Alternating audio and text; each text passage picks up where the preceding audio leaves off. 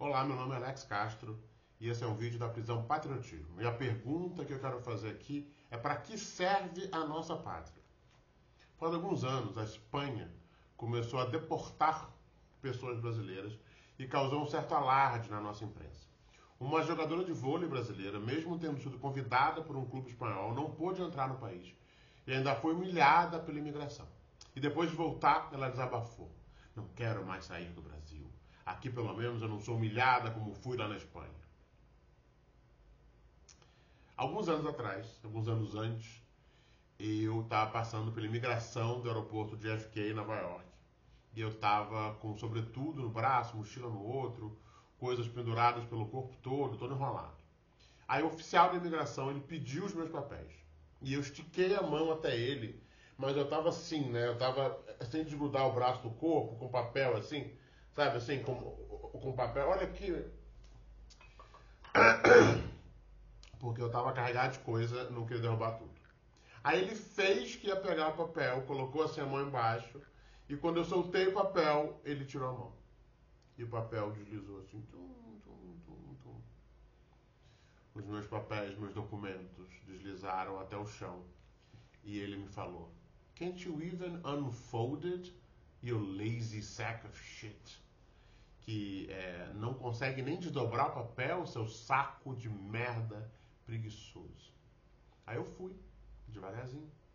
Depositei todas as minhas coisas no chão, me abaixei, peguei o papel, desembrulhei e dei para ele. Veja, eu morei 7 anos nos Estados Unidos, não foi nem a primeira nem a última vez que eu fui humilhado entrando no país. E eu engoli calado. E engolir calado dói. Né? Eu acho que talvez essa seja a essência da humilhação que muita gente não entende. Quando alguém me xinga, seja um leitor babaca nos comentários ou um mendigo bêbado na rua, eu posso escolher responder ou não. E geralmente eu não respondo. Mas é uma escolha. Quando eu estou entrando no país e um oficial da imigração me ofende e eu não posso responder, aquilo é humilhante. A humilhação é o não poder responder. Mas veja, a pessoa brasileira que, como eu, tem condições financeiras de ser humilhada no exterior é justamente aquela que quase nunca é humilhada no Brasil. Porque na minha terra, eu sou doutor, eu sou senhorzinho. Até nas duras me tratam com respeito. Mas do Galeão para fora, eu sou só mais um. Tem o cara de latino nas Américas, tem o cara de árabe na Europa. Ninguém sabe como eu sou especial, como eu sou único, que eu faço doutorado, que eu escrevi livro. Sou só mais um. Agora, o objetivo aqui do que eu quero falar é o seguinte: reagir a essa vergonha de ser humilhado no exterior, voltando correndo para um Brasil idealizado onde não se humilha ninguém, é pura ilusão. É a ilusão do patriotismo. Pelo contrário, quando me humilham no exterior, o que eu tento fazer é me colocar no lugar daquelas pessoas brasileiras que são humilhadas todos os dias, no seu próprio país, em todos os seus encontros com o Estado, e não apenas nas viagens que escolhem fazer. Veja, quando o oficial da imigração norte-americana me humilha em Nova York, eu posso escolher fugir de volta para o Brasil. Mas quando um policial militar humilha um cidadão brasileiro, carioca, negro, na favela onde ele mora, essa pessoa vai fugir para onde? Quando uma mulher brasileira é sexualmente assediada e depois desacreditada pela polícia ao tentar dar queixa, ela vai fugir para onde? No Brasil, eu sou homem, branco, hétero, classe média, sou uma das poucas pessoas verdadeiramente tratadas como cidadãs. Mas enquanto isso, eu vivo cercado de mulheres, pessoas negras, pobres, homossexuais, sem teto, com deficiência, que fazem parte de um enorme e gigantesco exército de cidadãs de segunda classe que desfrutam de ainda menos direitos do que eu desfrutava como imigrante latino nos Estados Unidos. Então a questão aqui, e uma das questões principais da prisão patriotismo, não é ser patriota ou ser antipatriota. Não é estar na nossa terra ou estar em outra terra. A questão é outra. Se nós não somos respeitadas como pessoas e como cidadãs, de que adianta estar na nossa própria pátria? Aliás, Para que serve essa pátria? A quem essa pátria serve? Nossa pátria tem que ser aonde nos respeitam. E só uma pátria que nos respeita tem o direito de nos pedir para arriscar a vida por ela.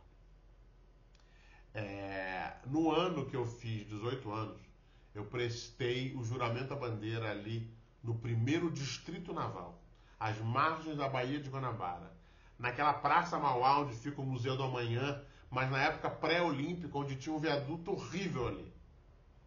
E aí no mesmo grupo que eu, tinha vários jovens negros, magros, aparentemente de comunidade. Na hora de jurar que protegeriam a nação, mesmo com a própria vida, mais da metade deles riu e pulou esse trecho, não falou. O sargento ficou possesso, esbravejou, exigiu respeito. Finalmente os meninos falaram lá as tais palavrinhas mágicas que os militares tanto queriam que eles falassem e a gente pôde, e todo mundo foi embora. Eu fui direto pro Galeão, onde a família estava me esperando. A gente ia passar um mês esquiando na Áustria, na época que eu era rico. E no caminho eu me lembro, cara, eu me lembro de pensar coisas, tipo assim, que falta de respeito. É por isso que o Brasil não vai pra frente. E veja, eu demorei muito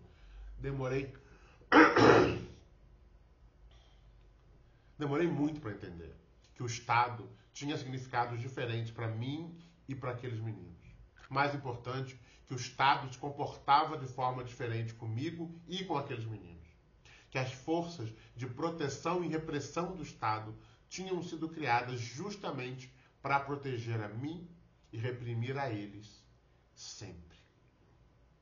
Tem um teste bem simples para saber se você é privilegiado. Digamos que você está num bar, começa uma confusão e de repente soa a sirene da polícia. Das duas, uma. Você fica aliviado porque está salvo e tudo vai se resolver? Ou você fica tenso, pega a identidade entre os dedos e evita movimentos bruscos? Então veja, falta de respeito não era aqueles jovens brasileiros se negarem a morrer pelo Brasil. Falta de respeito era o Brasil, depois de 18 anos tratando aqueles meninos como pivetes e como bandidos, ainda ter o descaramento de pedir para morrerem por ele. Quando eu casei pela primeira vez, minha primeira esposa era de uma cidade no interior da Amazônia, uma cidade pequena, próspera. Ela veio morar comigo no Rio e ela viu pela primeira vez esse fenômeno da população de rua na calçada.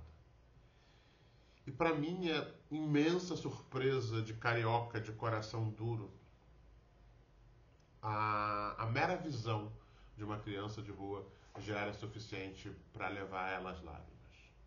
Para minha esposa era como se uma única criança dormindo ao relento já fosse uma enorme tragédia. Olha só que coisa. E aí com o tempo, para não enlouquecer, para poder funcionar como ser humano, ela foi criando essa mesma coraça que quase todas as cariocas e paulistanas já trazem do berço. É uma educação do olhar, né? A gente se treina para não ver, a gente se treina para não se importar, a gente se treina para não cair de joelhos paralisado pelo horror.